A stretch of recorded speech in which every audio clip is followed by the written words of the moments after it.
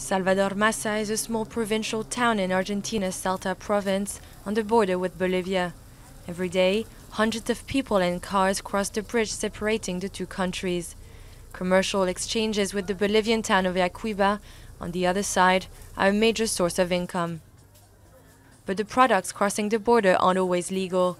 Bolivia is the world's third biggest cocaine producer, and Argentina has become an important part of the route supplying drugs to the US and Europe.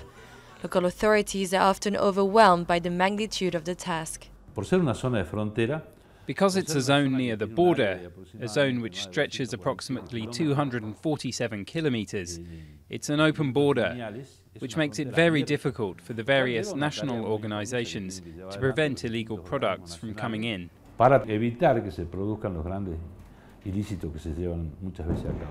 In Salvador Massa, each truck coming from Bolivia has to go through an X-ray check in order to detect any hidden cocaine.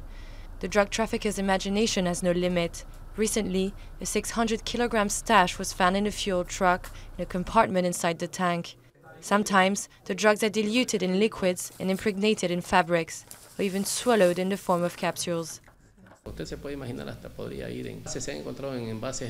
can't imagine how far they'll go. We found pots of mustard, ketchup, and mayonnaise.